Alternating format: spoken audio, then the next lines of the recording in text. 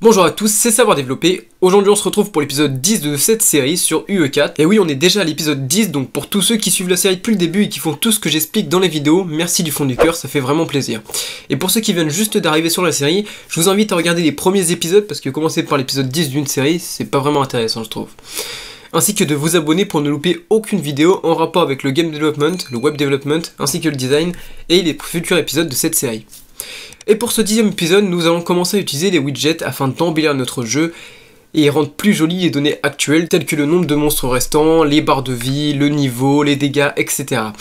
Ces fameux widgets en fait permettent de créer des menus, des interfaces pour notre jeu. C'est un genre d'éditeur dans lequel on va pouvoir ajouter des boutons, des scroll bars, des boîtes, des images, etc. et qu'on pourra modifier en temps réel avec nos personnages et nos blueprints. Si vous ne voyez pas encore ce que c'est pas très grave puisque l'épisode va commencer, donc on va pouvoir voir ensemble comment ça fonctionne.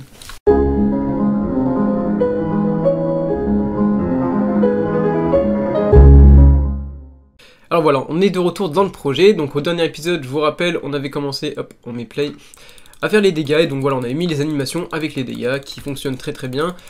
Le problème étant, c'est qu'il y a un petit bug, je vais vous montrer, donc hop, je relance la partie. Si j'augmente mes dégâts, parce que je vous rappelle que j'avais mis une touche pour augmenter mes dégâts, hop, je l'augmente par exemple de 10, de 15, de 20, je m'en fous.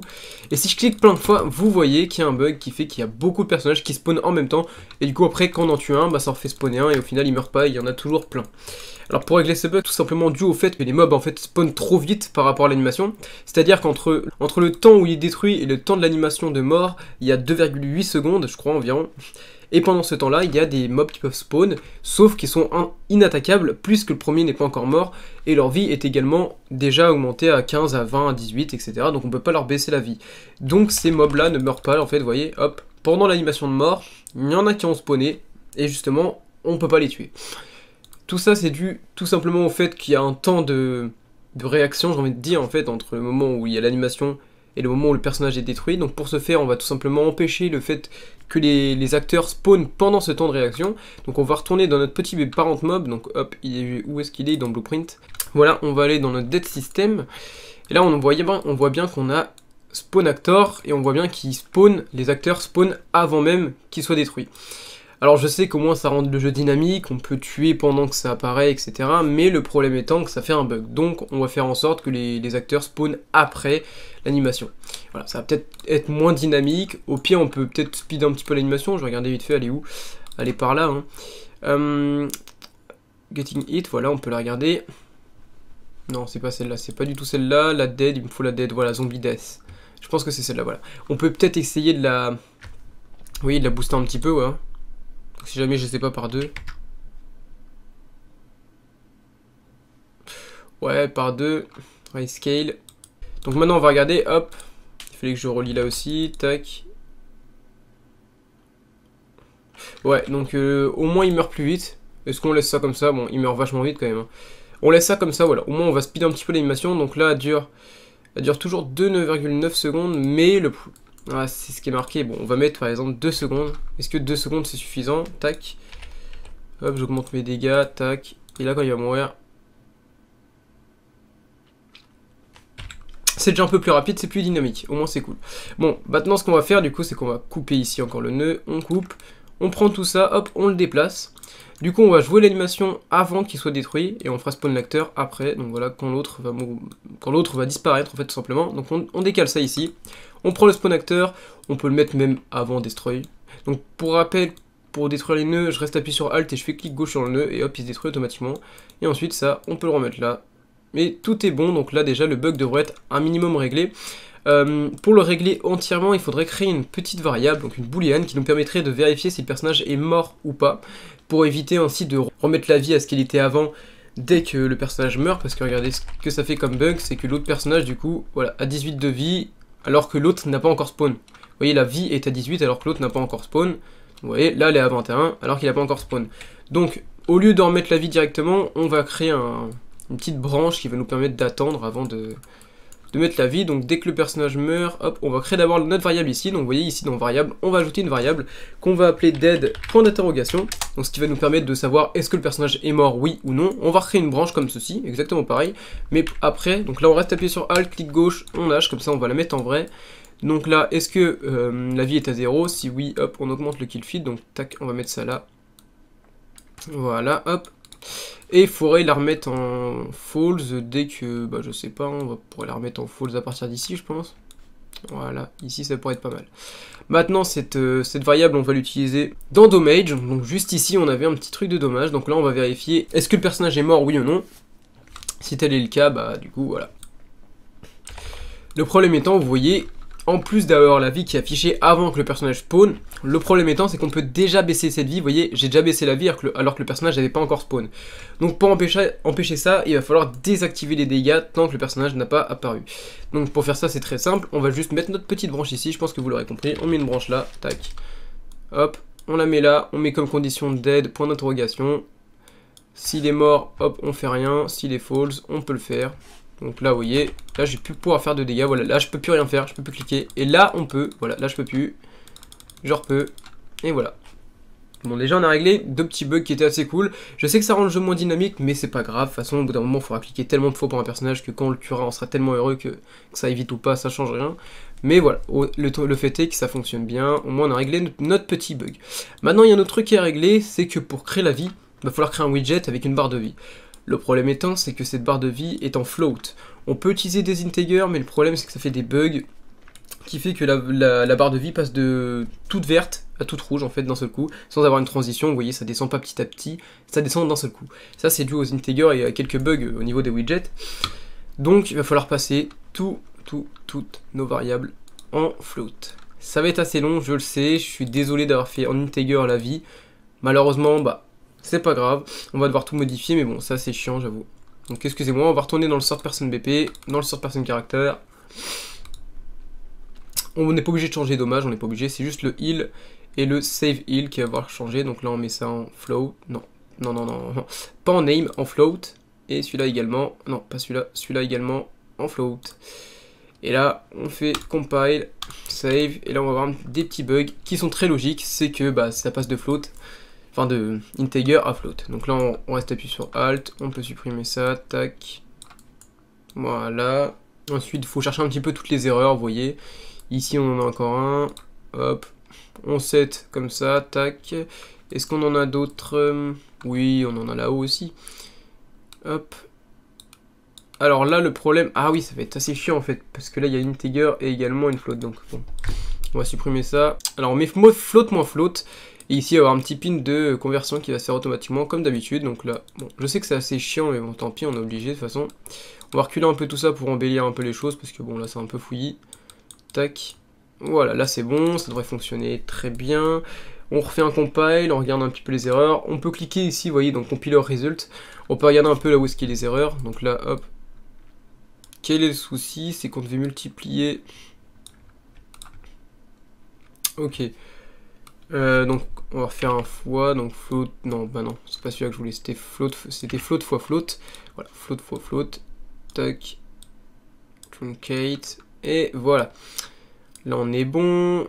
Ah oui, il y a aussi ici, tac, return value, bah du coup ça sert à rien d'avoir ça, on a juste, hop, à le relier comme ça, compile, et encore un petit dernier bug apparemment, c'est avec le heal dans le get, voilà, ici. Ah oui, est-ce que c'est inférieur ou égal à 0? On a juste à le remettre avec la condition. Voilà, c'est une petite transition à faire, c'est assez chiant, ça c'est pas automatiquement par Unreal, donc dommage. Mais bon, ça n'a pas pris tant de temps que ça, maintenant on va vérifier que tout bug pas. Voilà, bon, c'est marqué 15.0 parce que du coup c'est un float, c'est logique. Hop, on fait des dégâts. On attend, ça a bien augmenté, donc ça fonctionne encore bien, c'est parfait, 21.6. Ouais, ça fonctionne très bien. Ok, parfait. Bon, maintenant que ça fonctionne, je fais un petit save all. Et on va pouvoir enfin commencer l'épisode, parce que bon, là on n'a pas fait grand chose de nouveau, on a juste corrigé 2-3 trucs et amélioré quelques systèmes. Maintenant, on va pouvoir enfin attaquer le lourd et commencer les widgets. Pour ce faire, on va commencer déjà par supprimer, vous voyez, le petit texte heal, on va le supprimer. Donc on va aller dans notre parent mob, dans le viewport, là on clique sur le heal, on supprime. Voilà, tout simplement, on va voir quelques bugs. Très simple, c'est logique, vu qu'on a supprimé un truc et qu'on avait mis des références de cette chose, et ben on est obligé de les supprimer ces références, donc tout ça on supprime, on n'en a plus besoin, compile, voilà. Pour l'instant on laisse le level, on s'en fout, on va ajouter un nouveau component ici, et on va ajouter un widget. Hop, on l'ajoute, on le met, tac, on le monte un petit peu, Je vous conseille de le tourner à 90 degrés en Z, voilà, en yo. Parce que sinon, en fait, il s'affichera pas, on le verra de côté et non pas en face. Et c'est pas ce qu'on veut. Maintenant que ça c'est fait, on va retourner ici dans notre explorateur de fichiers et on va faire clic droit, New Folder. Je vais appeler le fichier widget. Je vais lui donner une petite couleur assez sympa. Hop. Couleur assez claire pour symboliser les widgets. On ouvre, on fait clic droit et ensuite tout en bas, vous avez User Interface et là vous cliquez sur Widget Blueprint. Vous l'appelez comme vous voulez. Moi personnellement je vais l'appeler Mob Bar parce qu'il n'y aura pas que la barre de vie qui sera affichée, il y aura aussi le niveau et le nombre de mobs restants. On ouvre ce widget et là vous arrivez sur une petite interface que je pense que vous avez jamais vu encore, sauf si vous avez déjà trifouillé Unreal. Mais vous voyez qu'il y a pas mal de choses qui s'affichent à l'écran. Donc à gauche ici vous avez comme d'habitude un petit truc où vous pouvez ajouter des composantes, les glisser sur la scène, etc. Donc c'est une hiérarchie comme il y en a ici, comme il y en a ici, voilà. Une petite hiérarchie. Et là on peut ajouter des boutons, etc. Alors en réalité il y a quand même une hiérarchie aussi en dessous, donc celle-là serait plus proche de la même qu'ici, mais le fait est qu'on peut ajouter des composantes, et il y a quand même une hiérarchie, voilà. On peut ajouter des boutons, des checkbox, des sliders, tout ce que vous voulez. En bas on a un système d'animation qu'on utilisera après pour les dégâts, vous verrez. Ici par exemple je glisse, que j'ajoute un bouton, à droite évidemment on a le panneau Details qui nous permet de gérer un peu tout ça. Le truc qui est assez nouveau quand même, c'est qu'à droite vous avez Designer, donc là c'est l'interface qu'on voit, et Graph qui nous permet d'aller dans l'event, en fait des event graph tout simplement. On peut nous créer nos fonctions, etc., gérer tout notre blueprint, et ça c'est cool. Donc voilà, ça c'était pour la présentation de l'interface. Maintenant on va ajouter directement une barre de progression. Il suffit juste d'aller à droite et là Progress Bar, on la glisse. On va également en haut à droite cliquer sur Fill Screen. On clique sur Custom, et là on va gérer la taille de notre widget, donc ça va être ce qui va être affiché sur l'écran. De base c'était par 1280 par 720, je crois, un écran normal. Là on va l'augmenter un peu, on va mettre par exemple 200 en hauteur, et je sais pas, 500 en largeur. Voilà, ça me paraît pas mal. Ensuite on va étendre un petit peu cette barre, voilà, comme ça me paraît pas mal. On la met au milieu, voilà, vous pouvez la glisser, et l'écarter comme ça, comme un fichier Photoshop en fait, comme un petit calque sur Photoshop. Ensuite, à droite, vous allez voir dans les details qu'il y a un truc qui s'appelle Encore. Ça nous permet en fait d'incrémenter notre barre de vie au coin, au milieu, en haut à droite, en bas à gauche, etc. Et à quoi ça sert de l'ancrer à ce niveau-là? En fait, ça gardera toujours le même écart entre ici. Si jamais par exemple, voilà, je mets l'Encore en bas, ça gardera toujours le même écart entre ici et ici. Vous voyez, cet écart restera toujours le même, peu importe qu'on agrandit l'écran ou qu'on le rapetisse. Ça s'appelle du responsive, on utilise ça aussi en HTML et CSS. Et là c'est exactement la même chose, ça nous permet d'adapter l'écran, enfin d'adapter le widget par rapport à l'écran, donc il faut bien gérer ce genre de truc. Là je vais mettre l'Encore en plein milieu, puisque notre widget est en milieu en fait. Voilà, comme ça on le met bien au milieu, voilà, l'Encore est au milieu, et on l'incrémente en plein milieu. Maintenant qu'est-ce qu'on va faire? On va descendre dans les details, et vous allez voir qu'on a un truc qui s'appelle Percent, sous la section Progress, et si on l'augmente, on va voir que notre barre monte petit à petit, donc vous pouvez gérer un peu, donc voilà, si vous voulez que ça monte d'en haut en bas, ou de droite à gauche, vous pouvez, vous voyez là. Si je descends, hop, ça passe par la droite, c'est inversé. Donc voilà, c'est à vous de gérer ça. Moi, je pense que je vais essayer de gauche à droite. Ouais, comme ça, si ça descend petit à petit, ça va se faire comme ça. Ouais, c'est bien. Voilà, c'est à vous de gérer. Vous pouvez regarder un petit peu. Vous pouvez changer les couleurs, etc. Je pense que je vais mettre du vert, ouais, du bon vert bien éclatant. Hop, je vais changer la couleur de fond. Ouais, je vais la laisser en gris. Et donc maintenant, qu'est-ce qu'on va faire? On va cliquer juste en bas. On va mettre, hop, le perso à 0 d'ailleurs. Clac, et à droite dans Bind, on va cliquer dessus et on va faire Create Binding, qui va nous permettre de créer une fonction, en fait une espèce de petite fonction, permettant de retranscrire nos données qu'on a, donc notre vie, en pourcentage, et ainsi de baisser la vie ou l'augmenter en fur et à mesure des dégâts qu'on fait. Donc là, hop, on étire ça. On va faire du coup un casse-tout pour récupérer, comme d'habitude, les variables du third person character. Donc là, c'est très simple, je pense que vous connaissez. On fait cast to third person character, enfin le nom de votre blueprint de personnage, et non pas du blueprint du mob.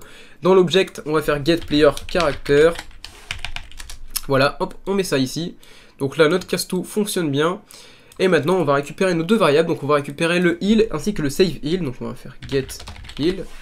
Et il va falloir diviser ces deux valeurs pour obtenir un pourcentage et savoir combien il reste de pourcentage de vie. Get save heal, et voilà, donc comme quoi le save heal sert à garder la vie, à la sauvegarder, mais également à pouvoir l'augmenter, ainsi que de pouvoir créer un pourcentage pour la barre, donc c'est vraiment très utile. Là on tire le heal, on fait diviser, on met les deux ensemble, et ensuite la value, on la met dans le return node. Voilà, donc là ça fonctionne très bien, notre code est parfait, on fait compile, on fait save, et donc là quand ça va augmenter, ça va augmenter, quand ça va descendre, ça va descendre.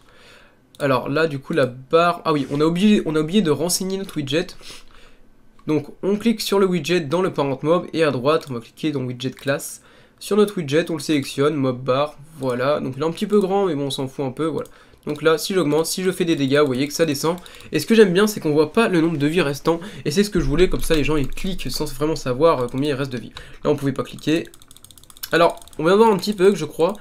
C'est que le personnage, ouais il a eu le temps de remonter donc il va falloir baisser un petit peu le temps de délai entre l'animation et le fait qu'il meurt. Donc là, hop, il est ici, je vais mettre 1.8, je pense que là on n'aura plus le bug. Voilà, on va essayer de gérer ça. Ouais, là c'est bon, ça a géré. Bref, bon, voilà, ça c'était pour la mob bar. Au moins, elle fonctionne très très bien. On peut la modifier, c'est-à-dire qu'on peut mettre nos propres barres de vie. Donc c'est ce que j'ai fait sur Photoshop. J'ai créé une petite barre de vie, vous voyez, hop, attendez, je désactive ce calcul-là. Voilà, j'ai créé une petite barre de vie. Si jamais vous voulez faire comme moi et ajouter votre propre barre de vie, ce qu'il va falloir faire, c'est d'abord créer une barre de vie vide, vous voyez, sans rien. Et ensuite, on crée une avec du vert dessus. Et en fait, qu'est-ce que va faire le logiciel, enfin Unreal, c'est qu'il va cacher le calque, ce calque-là, il va le cacher petit à petit pour laisser apparaître le calque d'en dessous, donc le calque vide. C'est pour ça qu'il faut 2 barres de vie si vous voulez que ça fonctionne. Je le ferai peut-être hors caméra, je sais pas, voilà. Sinon, il y a d'autres tutos sur internet, si vous n'en trouvez pas, demandez-moi dans les commentaires, je vous les enverrai. Mais voilà, c'est pas très utile, c'est que si vous voulez vraiment faire votre jeu parfaitement, comme vous voulez, voilà, je vous le dirai dans les commentaires, vous avez juste à chercher comment modifier la barre de vie d'Unreal, voilà. Ça, c'était pour la petite info. Maintenant, de retour dans le logiciel, on va peut-être un peu baisser le widget, parce que je trouve qu'il est vachement grand, donc on clique dessus. Est-ce que là c'est bon? Ouais, on va encore le baisser, je pense. On va même baisser en fait dans le widget maintenant.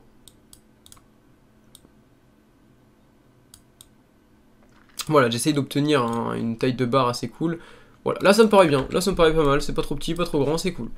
Maintenant, qu'est-ce qu'on va faire? On va afficher le level, ainsi que le nombre de mobs restants. Alors pour ce faire, c'est très simple. À droite, on a un petit truc qui s'appelle texte. On clique dessus, on le lâche, et voilà, il s'affiche. On fait ça 2 fois, tac tac. On refait comme avant, on va créer un binding, donc là on clique dessus. Et à droite, hop, on descend un petit peu, tac tac tac. Non, c'est plus haut je crois, voilà, c'est dans le content texte. On crée un nouveau binding, create binding, et là on va pouvoir retourner, vous voyez, une variable de type texte. Pour ce faire, on va copier ce qu'on avait fait dans getPercent. On copie le cast tout, tac. On le remet ici, comme ça on gagne du temps. Alors juste, voilà, c'était un peu plus haut. Et voilà, nickel. On va récupérer quoi? On va récupérer notre level, donc get. Même pas, vous savez ce qu'on va faire, ça va être très simple, on va aller dans le parent mob, on va aller dans l'event graph. Là on va zoomer un petit peu dans l'event tick, et on va récupérer le set text. On va récupérer, bah écoutez, on va récupérer tout ça en fait, c'est... Ouais, on va récupérer tout ça. Non, on va récupérer, voilà, tout ça, là c'est bien. Mince. Voilà, on va récupérer juste ça, ça suffit amplement.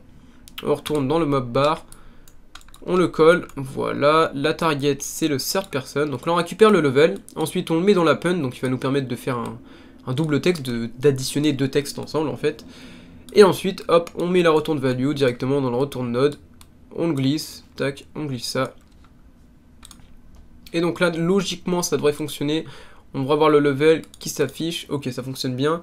Le problème étant, c'est que on voit encore level, donc on va le supprimer dans le parent mob, on supprime tout ça, tac. On peut même supprimer, voilà, celui-là, ce pin d'exécution, on n'en a pas besoin. Dans le viewport, on va également supprimer ça, tac. Bon, par conséquent, je pense qu'on va remettre le widget en normal, on le rabaissera plus tard, au pire on va rebaisser juste en fait la taille dans le designer. Au niveau de la taille, on va mettre 100 pixels, voilà déjà, ouais, voilà, ça rapetit vachement le truc. Hop, on met les textes bien. Et ici, on va devoir ancrer notre texte en haut milieu. Ouais, en haut milieu, c'est parfait. On va peut-être mettre tout en majuscule. Non, vous pouvez changer la fonte, voilà. Vous pouvez changer après. C'est à vous de personnaliser. Hein. Vous pouvez personnaliser tout ce que vous voulez sur les widgets. Dans les details, je vous le dis plus. Je vous le dis pas tout le temps. Mais à droite, vous pouvez modifier. Voilà. Si vous cliquez sur le texte, à droite, vous pouvez changer son apparence, la couleur, l'opacité. Si vous voulez changer également la police d'écriture, j'ai fait une vidéo sur la chaîne comment faire ça. Je vous invite à la regarder. Vous pouvez changer la taille. Le type de fond, si jamais elle est grasse, si jamais elle est en italique, si elle est fine, etc. Vous pouvez changer pas mal de choses, c'est à vous de gérer un petit peu les options et de bidouiller avec tout ça. Je vous le dis plus systématiquement, mais c'est à vous de le faire, voilà. Maintenant si on fait play, hop, on voit toujours pas, c'est pas assez visible. Celui-là d'ailleurs on va l'ancrer en bas, parce que sinon on ne verra pas non plus. Voilà, play. Hop, on voit rien du tout, c'est cool, c'est cool. Alors voilà. l'encre s'est mise tout en bas, c'est assez chiant, j'avoue. À droite, dans Draw Size, il faut juste changer, il faut mettre 500 par 100, voilà. Parce qu'en fait, le widget était beaucoup trop grand, et du coup, regardez, hop, je vais remettre au pire pour vous expliquer. Là, le text block, on l'avait ancré tout en haut, sauf qu'il était tout en haut par rapport au widget. Si on augmente la taille du widget, c'est logique qu'il va du coup s'éloigner en fait d'en bas, puisqu'il garde toujours le même écart entre le bord du widget et lui-même. Donc voilà, c'était dû à ça. Donc on va hop, rapetisser ça dans le draw size, on va mettre ça à 100, on fait play. Et là on devrait avoir notre niveau qui fonctionne bien, donc on va juste faire quelques kills. On va attendre que tu meurs, voilà, on en a tué 2. On en a tué un troisième, mais je crois que là, voilà. Ça a passé niveau 2, donc ça fonctionne bien, notre widget fonctionne parfaitement. Il est peut-être pas centré, mais bon, ça c'est du détail, on peut améliorer ça au fur et à mesure, c'est pas très grave. Ok, là c'est bon, nickel. Maintenant, on va faire pareil pour celui d'en bas, sauf que là, on va devoir faire mob restant, et on va marquer le nombre qui reste. Donc là, on crée un binding, comme juste avant, dans bind, create binding. Et là, on va copier tout ce qu'on a fait ici, puisqu'on aura besoin quasiment de tout. Get text, on le tire un petit peu. Voilà, parfait, parfait, parfait. Et voilà. Maintenant, qu'est-ce qu'on va faire? On va retourner dans le parent mob, voilà, dans l'event graph. Et si vous vous rappelez bien, à chaque fois qu'un mob mourait, on ajoutait 1 au kill feed. Sauf ce qu'on va faire, c'est qu'on va ajouter, enfin on va enlever 1, pour dire qu'il reste tel nombre de mobs restants. Donc s'il reste 10 mobs restants, on va enlever 1 à chaque fois jusqu'à qu'il reste 0, et dès qu'il reste 0, on pourra faire la suite de notre code, du coup c'est bon. Donc si le kill feed est égal à 0, alors on va pouvoir faire tout ça. On va le mettre de base du coup à 3, on va le mettre à 3 de base, je pense que c'est pas mal. Donc hop, le kill feed on le met à 3, et à chaque fois on va enlever 1, jusqu'à ce qu'il reste 0, pour ensuite faire tout le reste du code. Donc là au lieu de faire plus 1, on fait moins 1, pour dire combien de mobs il reste. Hop, clac, on met là, compile. Là c'est bon, ça fonctionne parfaitement, c'était juste un petit truc à modifier. Maintenant ici on supprime, on fait get kill feed, tac. Et là au lieu de marquer level, on va marquer hop, mob restant, mince. On remet la return value du texte au texte, et ça on le glisse sur cast to third person, et on peut faire play, et là ça fonctionne. Donc on va le tuer celui-là, hop, on l'a tué, on attend, on l'a tué, et là, dernier mob restant, et voilà, ça passe au niveau 2. Alors oui, du coup, il faut remettre à 3, donc ça c'est assez chiant. Dès qu'on passe de level, tac tac tac, en fait c'est parce qu'on le remet à 0, le kill feed. Voilà, c'est ça, on va le remettre à 3 du coup par conséquent. Voilà, compile. Et voilà, là ça a bien fonctionné, c'est parfait. On va le tuer plusieurs fois, on doit attendre. Tac. Et voilà, c'est repassé à 3, on est passé au niveau 2, ça fonctionne bien les widgets. Voilà, déjà c'est déjà plus joli, le jeu est plus cool, on va juste augmenter un peu la hauteur de ça, tac. On va également commencer un petit peu à embellir la chose en décalant ça peut-être, parce que c'était trop collé je trouve. Voilà, 3 mobs restants, là c'est bien, maintenant celui-là il faut que je le décale un peu vers la droite, pour que ça soit un peu plus joli. Ok, là c'est cool. On va le redécaler vers la gauche, mais là c'est cool, voilà. Maintenant on a fini avec notre widget, avec le niveau, la vie, etc. Maintenant ce qu'on va faire c'est les dégâts, c'est-à-dire que quand on clique, je veux qu'on voie apparaître le nombre de dégâts qu'on fait. Donc l'épisode commence à se faire long, mais bon, je suis désolé, on va devoir faire ça quand même dans cet épisode, les widgets c'est assez long, mais au moins, dès que ça sera fait, ça sera fait. Maintenant ce qu'on va faire du coup c'est les dégâts, on va pouvoir jouer un petit peu avec les animations, on va se dépêcher vu que l'épisode est long, assez long quand même, donc bon, on va se dépêcher, voilà, hop, clic droit. Comme juste avant, on va ajouter un nouveau widget, donc là, c'est quoi ce widget? Ça devait être un test, voilà, c'est exactement le test que j'ai fait, donc je vais le supprimer, tac, delete. Voilà, je vais retourner dans le widget, clic droit, comme avant, user interface, widget blueprint, je vais l'appeler TheMage, save all, voilà, on l'ouvre. Ensuite, on va changer sa taille, donc on pourrait mettre 100 par 50, parce que franchement, ça va être tout petit. Juste à droite, custom, clac, 100 par 100, bah, 100 par 100 c'est bien aussi, hein. Ouais, c'est pas mal, c'est pas mal. Donc là, on va ajouter maintenant notre petit texte. On clique sur texte, on glisse ici. Hop, on supprime tout, je vais juste marquer 1 par exemple. De toute façon, on s'en fout, hop. On clique sur Size to Content, alors ça nous permet d'adapter le petit carré vert à notre texte. Voilà, on va le mettre au centre, on va le mettre carrément partout, voilà. Faut qu'il reste partout pareil. Voilà, là c'est bon. Maintenant, on va cliquer encore sur Create Binding, qui va nous permettre de créer une touche. à chaque fois, qui nous permettent de lier notre variable au texte. On va recopier-coller ce qu'on avait fait dans l'autre widget. Alors est-ce qu'il est encore ouvert? Il est juste ici. Graph, tac, je recopie le cast tout. Tac, je le mets juste ici. Et là on va récupérer tout simplement nos dégâts. Donc on va faire get damage. Get damage. Voilà. Et on l'affiche directement sur le texte. Et on glisse le retour de node ici. Donc là notre code est fait. Voilà. Le code est fait pour le widget. Maintenant il va falloir l'afficher dès qu'on clique. Il faut que ça s'affiche au bon endroit, au bon moment. Et après on fera tout le système d'animation, etc. Mais on verra ça après. Maintenant, ce qu'on va faire du coup, c'est qu'on va devoir retourner dans notre player controller. On va l'ouvrir. Il est au blueprint. Non, il n'est pas ici. Je crois que je l'avais fait dans le sort person BP dans le blueprint. Voilà, il est là. Donc polyclick PC. On l'ouvre. On l'utilisera juste après. On ferme vite fait les petites barres ici. On va retourner dans le sort. Non, même pas dans le sort person. On va retourner dans le parent mob, event graph. Et maintenant, dans le parent mob, on va ajouter une fonction. Donc on en avait déjà fait. Et là, on va en utiliser une. Donc je crois qu'on voilà, on avait déjà créé anim 1. Donc bon, c'était pour l'animation. Maintenant, on va ajouter une nouvelle fonction. On clique sur fonction. Et là, on va l'appeler par exemple, je sais pas, damage W. Voilà. Par exemple, compile. Et là, cette petite fonction va nous permettre tout simplement d'afficher le nombre de dégâts sans devoir refaire le code plein de fois. On fait une seule fois la fonction et ensuite on a juste à l'appeler pour faire tout le code qui est présent dans la fonction. Donc là, on tire le nœud et on marque tout simplement add widget component. Là, ça va ajouter un nouveau widget. Donc pour le relative transform, en fait, il faut dire où est-ce qu'on va l'afficher. Donc on va récupérer tout simplement la valeur qu'il y aura dans le line trace qu'on crée dans le player controller. Donc là, on fait clic droit ici, split struct pin. Nous, on veut juste l'allocation, la rotation, le scale, on s'en fout. Donc on glisse l'allocation là-dessus. Donc ça va nous créer un espèce de petit nouveau nœud qu'on va pouvoir utiliser juste après. Maintenant, on va retourner dans le player controller. Ici, on va tirer notre marron mob et on va appeler notre fonction qui s'appelle damage, je crois, voilà. Damage W, on l'appelle, on la relie à damage, tac. Et maintenant, le relative transform location, on va devoir le mettre sur impact normal. Donc, j'ai testé un petit peu tout ce qu'il y avait, c'est impact normal qui rend les meilleurs résultats. Donc, on clique là-dessus. On va créer un petit reroute en faisant double-clic sur le node qui va nous permettre d'améliorer un petit peu la gueule de notre code. Voilà, là, c'est cool. Compile, save. Maintenant, on va retourner dans le parent mob. On clique sur Add Widget Component. Et là, dans Widget Class, on va devoir renseigner encore une fois notre petit widget. Donc, on va cliquer sur Damage. Compile, play. Et on va tester si ça marche déjà. Quand je clique. Alors, on ne le voit pas d'afficher. Peut-être aussi parce qu'il est petit.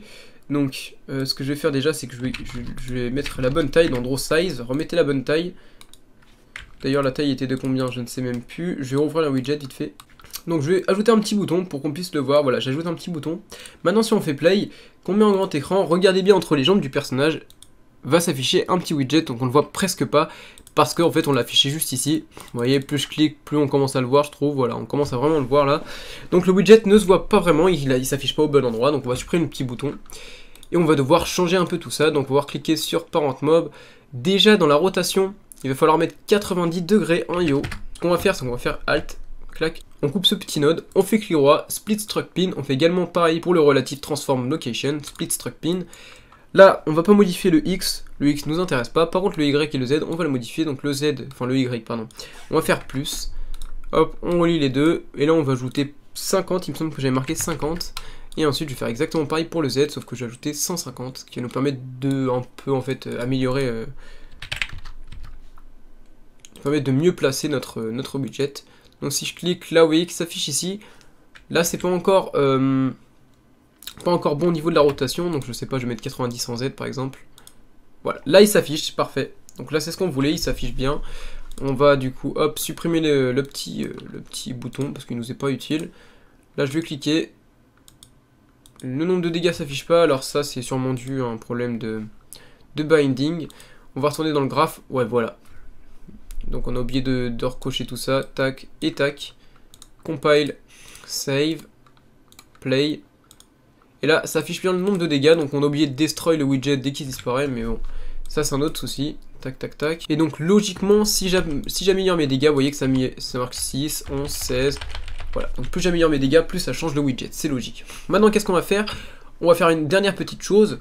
Je vais peut-être pas augmenter autant le Z, je vais laisser à 100, je pense que 100 c'est bien. Non, même pas, on va laisser à 150 parce qu'en fait on a augmenté widget de taille. Donc je vais recliquer là-dessus, je vais mettre 1, 1, 1. Voilà. Et là si je clique dessus, voilà. Là les dégâts sont assez gros, ça suffit largement. Maintenant on va créer notre petite animation, donc je vous avais dit qu'on va faire une petite animation qui va faire un peu sauter en fait les chiffres. Donc là on va retourner dans notre widget Damage, dans Designer, on va cliquer sur notre 21. Bon là c'est 21 mais on s'en fout. En bas vous pouvez voir, de toute façon c'est assez visible, un petit onglet animation avec une timeline, etc. Donc c'est vraiment très complet, vous allez voir. Donc on va cliquer à gauche ici, tout à gauche, vous avez un petit bouton plus animation. Vous cliquez dessus. Là vous donnez un nom à votre animation, je sais pas, Damage Anime, par exemple. On clique dessus. Et là on va pouvoir gérer un petit peu notre tracklist. Donc on va cliquer sur... Veillez bien à sélectionner votre texte, c'est très important. Vous cliquez sur track, là sur texte. Ensuite, vous avez votre text block qui s'affiche. Vérifiez bien que le nom ici soit exactement le même que dans les details ici. Ensuite, vous cliquez sur le plus de track. Là, vous pouvez gérer, vous pouvez voir qu'est-ce que vous voulez gérer. On va commencer par gérer la visibilité, c'est-à-dire qu'au départ, on veut que le texte soit pas visible. Ensuite, qu'il apparaisse petit à petit et qu'il disparaisse au bout de 1,50 secondes. Donc là, on clique sur Visibility. Vous voyez qu'il y a une petite clé qui s'est créée ici. Donc là, je vais faire plus pour créer une nouvelle clé.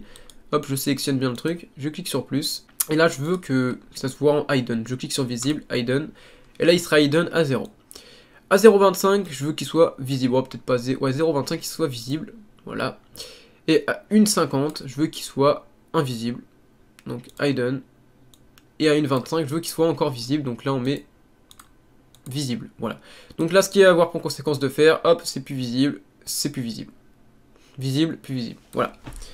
Au moins ça fonctionne, donc là notre animation vous pouvez la gérer, voilà, en appuyant sur plus aussi, play, reverse, vous pouvez faire ce que vous voulez avec votre animation, c'est ça qui est cool. Maintenant on va gérer la translation, le fait que ça saute.